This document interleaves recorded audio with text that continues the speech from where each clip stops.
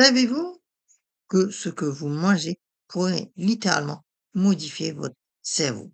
Aujourd'hui, on parle du sucre et des aliments ultra transformés et de leur impact dévastateur sur notre santé physique, mentale et émotionnelle.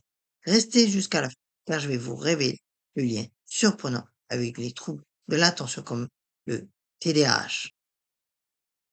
Un Français consomme en moyenne 35 kilos de sucre par an. C'est 4 fois plus qu'il y a 50 ans. Mais le tien n'est pas seulement la quantité, c'est surtout la forme. Le sucre raffiné et les aliments ultra transformés provoquent des pics de glycémie brutaux.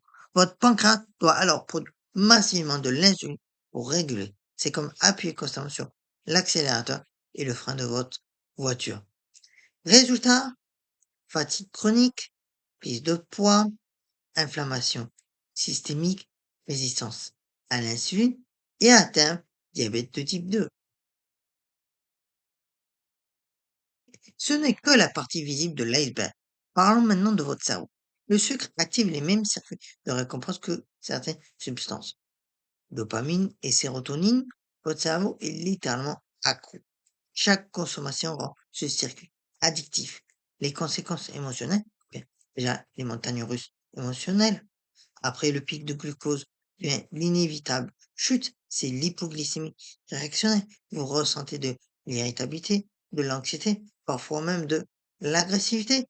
Il y a l'inflammation cérébrale aussi. Les aliments ultra transformés contiennent des additifs, des conservateurs et des graisses qui provoquent une inflammation chronique.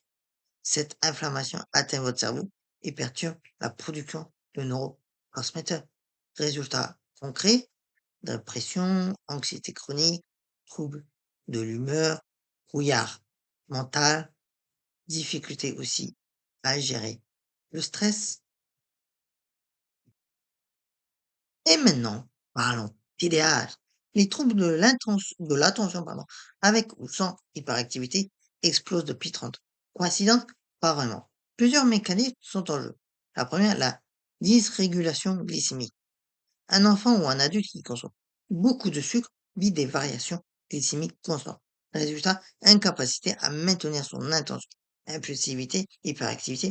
Les symboles du TDAH, les symptômes, pardon, du TDAH sont amplifiés, voire créés. Deuxième, les carences nutritionnelles. Les aliments transformés sont pauvres en nutriments essentiels. Magnésium, zinc, oméga 3, vitamine B. Or, ces nutriments sont cruciaux pour la fonction, pardon, cognitive et la régulation de l'attention. 3. Les additifs alimentaires. De nombreuses études montrent que certains collants artificiels et conservateurs aggravent l'hyperactivité chez les enfants. L'Europe a d'ailleurs imposé des avertissements sur certains produits. 4. L'inflammation et le microbiote. L'intestin produit 90% de la sérotonine de notre corps. Un microbiote déséquilibré par l'alimentation industrielle impacte directement notre humeur et notre concentration.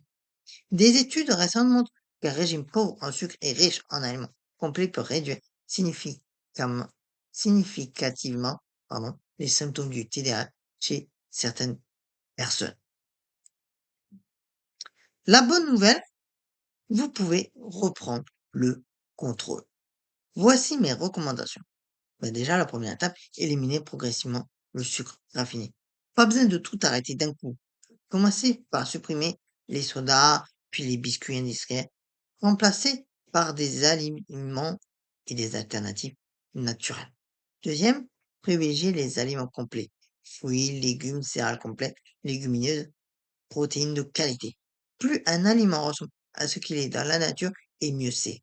Ensuite, troisième étape, lisez les étiquettes. Si la liste d'ingrédients ressemble à un cours de chimie, reposez le produit. Le sucre se cache sous 60 noms différents. Sirop de glucose, dextrose, maltodextrine. Et quatrième, cuisiner maison. Même simple, même imparfait. Vous contrôlez ce qui est dans votre assiette. La cinquième suggestion, stabilisez votre glycémie. Combinez toujours glucides avec protéines et bonne graisse. Jamais de sucre seul. La sixième, supplémentez intelligemment. Magnésium, oméga 3, vitamine B peuvent aider, surtout en cas de TDAH. Demandez toujours conseil à un professionnel. Votre alimentation n'est pas qu'un carburant. C'est une information que vous donnez à chaque cellules de votre corps, à votre cerveau et à vos émotions. Le sucre et les aliments transformés ne sont pas juste mauvais pour la santé. Ils volent littéralement votre clarté mentale, votre stabilité émotionnelle et votre bien-être. La question n'est pas est-ce que je peux manger sainement, mais est-ce que je peux me permettre de ne pas le faire? Si cette vidéo vous a ouvert les yeux, partagez-la et dites-moi en commentaire quel sera votre premier changement. À très bientôt.